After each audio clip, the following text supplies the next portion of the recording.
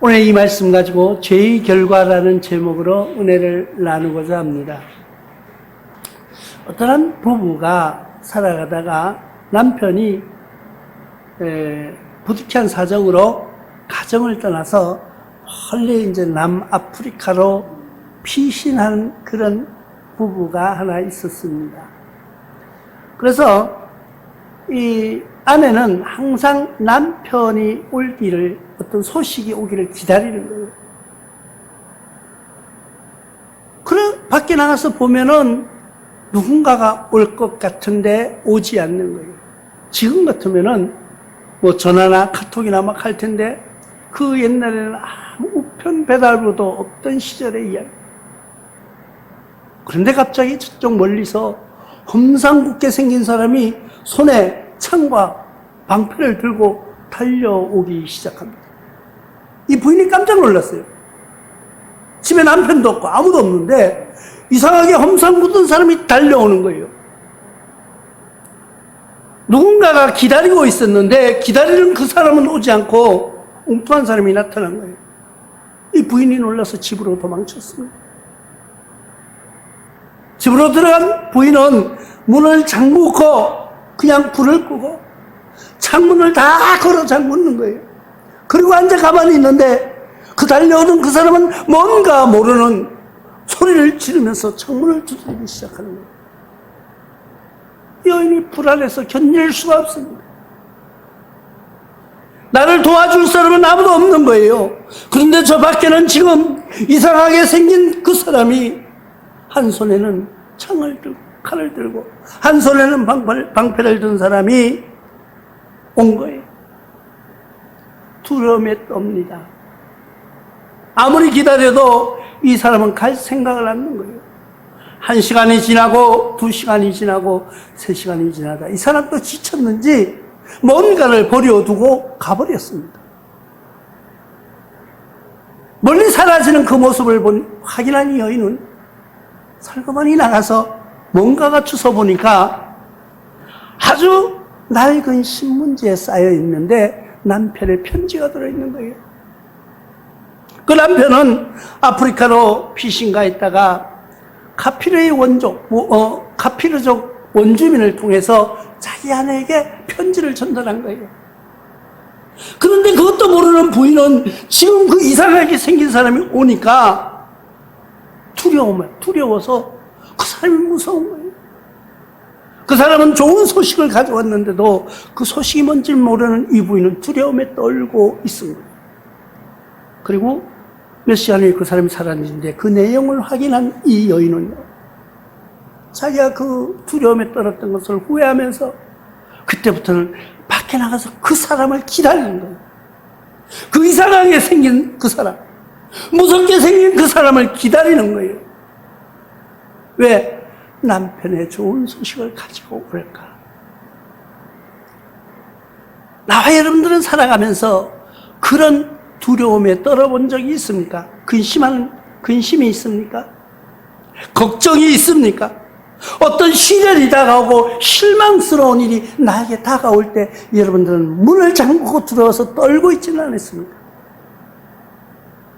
다가오는 그 두려움 속에, 다가오는 그 아픔과 고통 속에서 그 속에 들어있는 하나님의 말씀은 생각지 안 해보셨습니까? 나에게 두려움이 속에서 뭔가가 하나님이 나에게 주시는 메시지가 무엇인가를 한번 생각해 보지는 않았습니까? 저는 어떤 어려움과 시련이 온다면은 올 때도 많았죠. 어려움이 많았죠. 그런데 그 어려움 속에서 하나님이 나에게 무슨 메시지를 주시려고 하는가를 찾아보았습니다. 그렇다고 하니까 내가 막 아주 거룩한 그런 믿음의 소유자가 아니라 가끔씩 그래 볼 때가 있었다. 매번 그런 건 아니라는 거예요.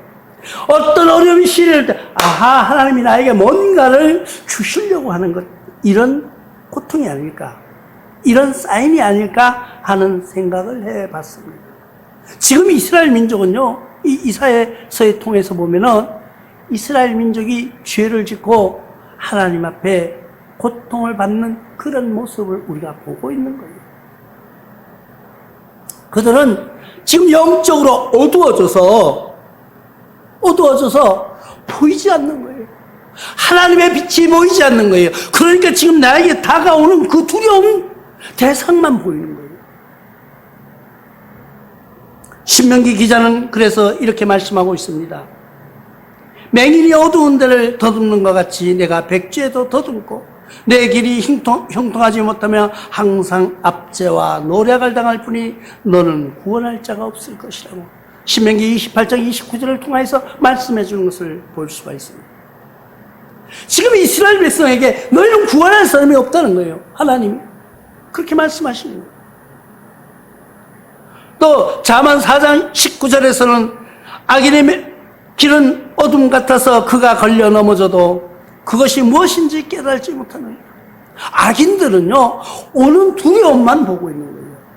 내가 넘어져도 왜 넘어지는지 깨닫지 못하는 거예요. 근데 신앙인은 다른 거예요. 영적으로 깨어져 있는 사람과 영적의 어둠에 잡혀 있는 사람은 똑같은 어둠이 왔을 때, 똑같은 어려움과 시련이 왔을 때, 한 사람은 이 시련 속에서 하나님의 메시지가 무엇인가를 찾으려고 노력하는 거예요. 근데 한 사람은 내가 뭘 잘못했지? 내가 그거 잘못 만나가지고 그랬어. 우리가 부부간에도 농담으로 그러는데, 그때 내가 그거 안 나갔어야 돼. 저 인간을 안 만났을 텐데. 내가 그때 거기 안 갔어야 되는데, 그 친구가 자꾸 꼬시는 바람에 갔다가 저 인간 만나가지고 내가 인생을 조졌다고 뭐 이래. 아니에요. 그때 만난 그 사람이요. 그때 만난 그 사람이 생애의 최고의 사람이라는 것을 기억하시기 바랍니다. 여러분들이요. 이렇게 돌아다 보면은 내가 만난 사람들 중에 나를 힘들게 하는 사람도 있어요. 나를 괴롭히는 사람도 있어요. 나를 시련으로 끌어들여서 악의 구렁텅이에 빠지려고 하는 사람들도 있어요. 그러나 그 속에서 하나님의 메시지를 발견하시기 바랍니다. 부부간에도 마찬가지예요. 왜 많고 많은 사람들 중에서 그 사람이 나에게 만남이 이루어졌을까 한번 생각해 보시기 바랍니다. 우리 농담적인 이야기예요. 어떤 신혼부부가 남편에게 물었습니다. 친구들이 이제 짓궂은 장난 하잖아요. 이제 신혼하면은 친구들이 막 옆에서 괴롭힌다고. 야야, 니는 온갖 여자를, 세상의 여자들을 다 좋아했는데 결혼하고 나니까 어때? 그러니까 그 남자가 하는 말이 이제 그 중에서 한 사람은 뺐어. 그 많은 사람 중에 한 사람 뺐다는 거예요. 자기 아내가 됐다고. 그러니까 그게 농담이지만은 그 속에서 무엇을 발견할 수 있느냐는 거예요. 우리는 어떤 어려움과 시련과 고통이 있을 때 그 속에서 하나님의 메시지를 발견하는 여러분 되시기를 바랍니다. 그게 영적에서 깨어나는 거예요.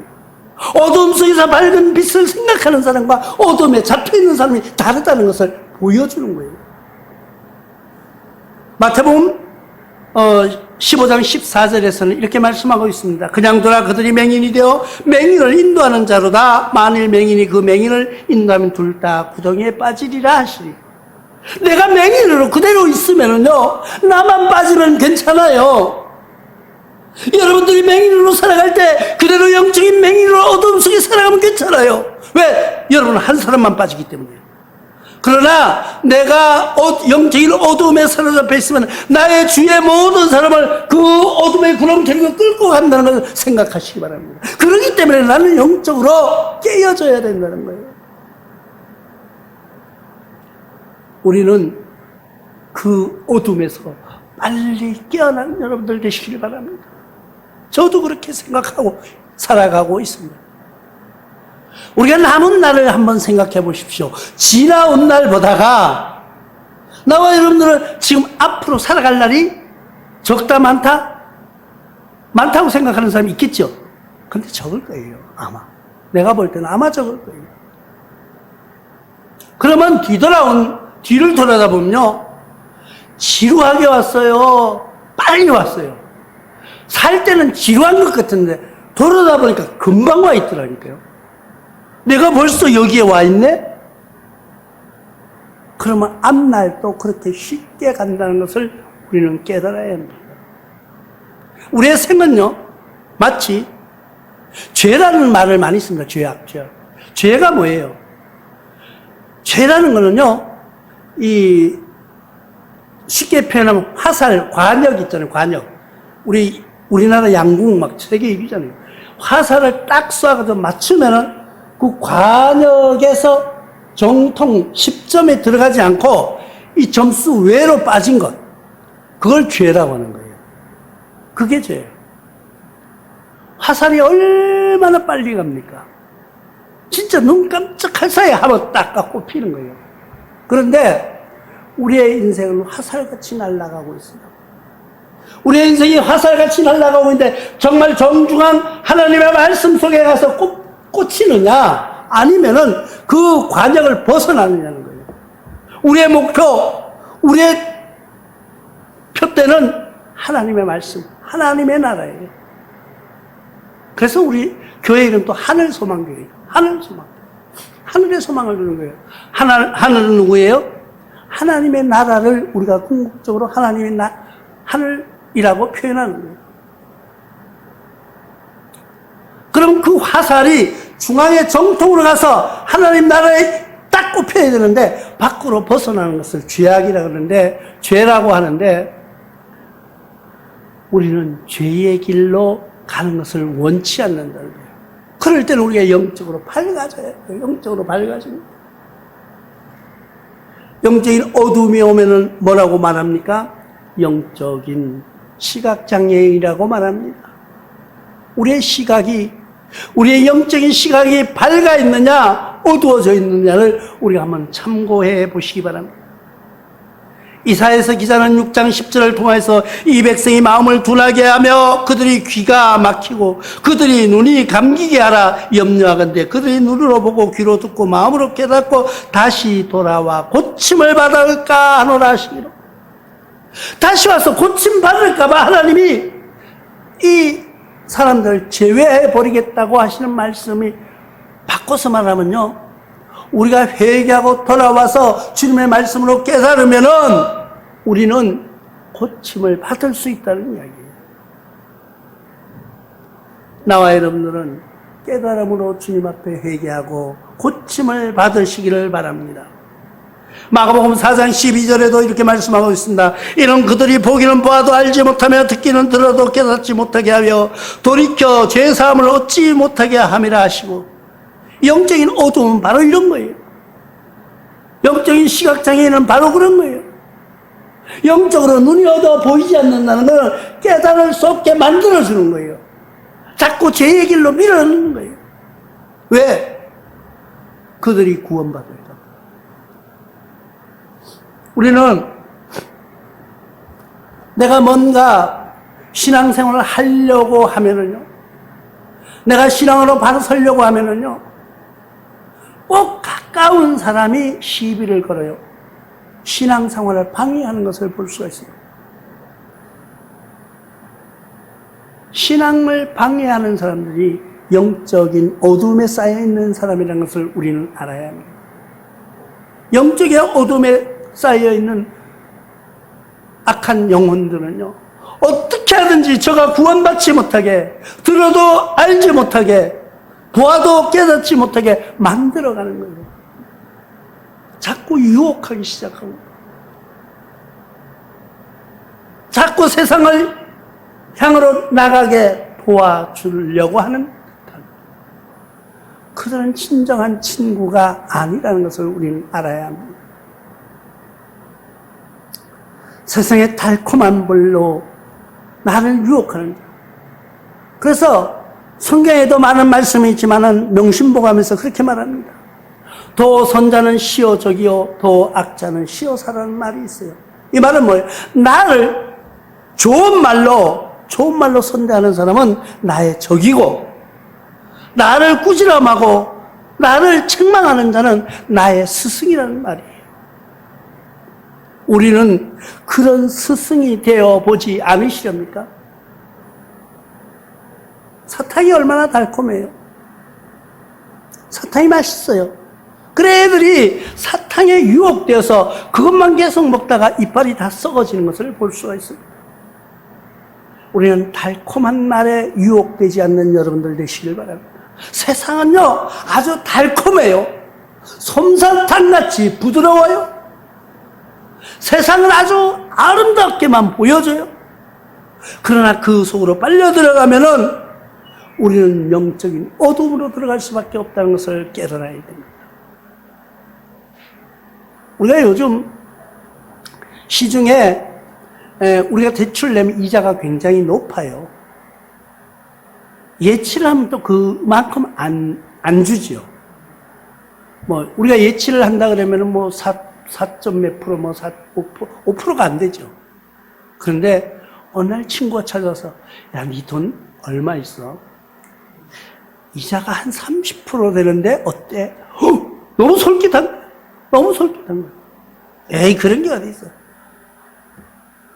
야, 내 통장 봐. 내가 보여줘야지 믿지. 자기 통장을 딱 보여주는데 보니까 정말 30%가 다 다시 들어오는 거예요. 보니까 어때요? 유혹되는 거예요. 집에 들어놓여 있으니까 막 그 30%가 눈에 왔다 갔다 하는 거예요. 다달이 돈이 들어오는 거 생각해보니까 막 달콤한 거예요. 정말일까? 진짠가 하고 돈이 조금 있는 걸 갖다 넣었어요. 넣었더니 한 달 지나니까 정말 30%의 고액이 이자가 들어오는 거예요. 몇 달 있으면 진짜네. 그 다음에는 친구, 부모, 아는 사람 돈은 다 빌려다 넣었어요. 왕창 넣었더니까 어느 날부터 이자가 안 들어와. 가보니까 사무실도 없어진 거예요. 바로 세상은 그렇게 달콤한 유혹 속에 살아가고 있는 거예요. 하나님은 우리에게 그런 유혹에 빠지지 말라고 경고해 주고 있는 거예요. 로마서 기자는 그래서 11장 25절을 통해서 형제들아 너희가 스스로 지혜 있다면서 이 신비를 너희가 모르기를 내가 원치 아니하노니 이 신비는 이방인의 충만수에 들어오기까지 이스라엘들을 우둔하게 된 것이다. 너희가 이 신비라고 표현해요. 하나님의 말씀. 너희가 모르기를 원치 않는다는 거예요. 하나님 말씀을 알기를 원한다는 거예요. 그래서 우리가 성경을 읽자고 이야기하는 거예요. 하나님 말씀을 알아야 됩니다. 뭐 읽는다고 다 아나요? 읽어도 몰라요. 모르는데 읽는 겁니다. 자꾸 읽다가 보면은, 자꾸 말씀을 보다가 보면은 새로워지는 것을 느껴요. 제가 자꾸 강조하죠. 제가 성경을 읽으면서 계속 내가 이렇게 말씀 중에서 조금 한 걸로 이렇게 빗을 쳐놓거든요. 근데 나중에 어떻게 이 빗금을 쳐놨는데도 생전 처음 보는 말씀 같아. 읽다가 보면은 새롭게 나한테 다가오는 하나님의 은혜라는 것을 기억하시기 바랍니다. 그러나 악인은요, 남을 유혹에 남을 구렁텅이로 밀어넣고 내가 걸림돌이 되어서 넘어지게 하는 악인들은 어떻게 한다고요? 황폐해진다는 것을 말씀하고 있습니다. 죄의 결과는 결코 하나님은 용납하지 않는 것을 우리가 볼 수가 있습니다. 오늘 말씀 중에서 그가 곰같이 부르짖으며 비둘기같이 슬피 울며 정의를 바라나 없고 구원을 바라나 우리에게서 멀다고 말씀하시는 이 말씀이요. 그냥 읽으니까 그냥 부드럽게 들리죠. 하나님이 우리에게서 멀다는 건 뭐예요? 나는 너와 상관이 없다는 거예요. 하나님이 나와 여러분들 상관없다고 말씀하신다면 우리 인생이 과연 행복할까요? 하나님이 안 계신다고 믿는다면 좋을 것 같습니까? 우리 안나가 학교 가가지고 오던 일에 나 깜짝 놀랐어. 왜? 세상에 이럴 수가 없다는 거예요. 왜? 세상에 하나님을 안 믿는 사람이 있어. 지는 성경을 3년을 다녔어요. 그렇게 다 하나님 믿는 사람 같아. 학교에 갔더니까 하나님 하나님 안 믿는 사람이 어떻게 교회를 안 나가? 그래, 그 말 속에 진짜 진리가 있더라는 거예요. 애는 모르고 하는 말이에요. 걔가 뭘 알겠어요. 그런데 지는 계속 남은 성경 가서 하나님의 말씀, 성경이 어떻고, 하나님 어떻고, 이 자꾸 이야기를 들었는데 학교에 갔더니 교회를 안 나간다는 거예요. 이럴 수가 있느냐는 거예요. 이럴 수가. 그런데 정말 우리가 이럴 수가 있느냐고 그런 말을 할 수가 있어야 돼요. 아니, 어떻게 하나님을 모르냐고. 어떻게 교회를 안 나가고 사냐고. 그런 말을 할 수 있는 내 자신이 돼요. 그 내가 목사인데도 부끄럽더라니까요. 해보기가. 나는 그런 말 안 해봤거든요. 나는 교회 안 나가는 사람 보고 어떻게 하나님을 안 믿을 수 있어. 이런 말을 해본 적이 없거든요. 우리는 한 발자국 한 발자국 걸어가면서 하나님의 사랑을 기억하는 여러분들 되시길 바랍니다. 그래서 욥은 이렇게 말씀하고 있습니다. 욥기서 15장 34절을 통해서 경건하지 못한 무리는 자식을 낳지 못할 것이며 뇌물을 받는 자는 장막이 불탈 것이라고 말하고 있습니다. 이 자식을 못 낳는다는, 경건하지 못한 자는 자식을 못 낳는다는 사람이 우리의 육의 자식이 아니라 영적인 자녀를 복음을 전하지 못한다는 거예요. 그리고 뇌물을 받는 자는 장막이 불탄다는 거예요. 불의한 뇌물을 받는 자는 그 장막을 하나님이 그냥 두시지 않는. 뇌물을 받으려면 어떻게 해야 돼요? 그냥 정상으로 다 되어가는 걸 해줄 때는요, 그냥 하면 돼요. 그런데 이 정상이 아닌 비정상을 정상인 척으로 만들려고 하니까 뇌물이 필요한 거예요. 우리가 동사무소 가서 주민등본 띄는데 그냥 저것만 하면 되지 동사무소 직원한테 뇌물 주고 서류 떼지는 않잖아요. 그건 아무나 할 수 있으니까. 근데 그게 아니고 나도 불법인 줄 안다는 거예요. 알기 때문에 뇌물을 준다는 거죠. 그러면 그 불법 속에서 죄가 드러나게 된다는 거예요. 우리는 그가 황폐해진다는 것, 죄의 결과를 기억하시기 바랍니다. 시편 기자는 34편 21절을 통해서 악이 악인을 죽일 것이라 의인을 미워하는 자는 벌을 받으리라고 말씀하고 있습니다. 악한 자가 악한 자를 죽인다는 거예요. 그리고 의인을 미워하는 자는 하나님이 그냥 두시지 않는다는 거예요. 이 말씀을 읽을 때 제가 쿵 하는 가슴에서 떨어지는 느낌을 받았어요. 왜? 나도 욕 많이 했거든요. 교인도 욕하고 목사님들도 욕하고 큰 교회가 뭘 잘못하면 그따구로 할 수가 있냐고. 그런데 그분들도 다 하나님이 사용하시는 막대기라는 것을 우리가 알 때 하나님이 하시는 일에 우리가 하나님이 되려고 하지 마십시오. 내가 그를 판단하고 정죄한다는 것은 내가 하나님 자리에 찬탈하는 거예요. 왜? 하나님이 심판하시고 하나님이 계시는 걸 믿을진데 우리는 바라보고 있는 거예요. 그리고 내가 그 모습을 보면서 내 자신을 반면교사로 삼는 거예요. 아, 나는 저래서는 안 되겠구나. 하나님한테 물어보는 거예요. 진정 하나님이 일을 행하고 계십니까? 하고 우리는 물어보면서 악에서 승리하며 죄의 결과에서 노인받는 여러분들 되시기를 주님의 이름으로 축원합니다.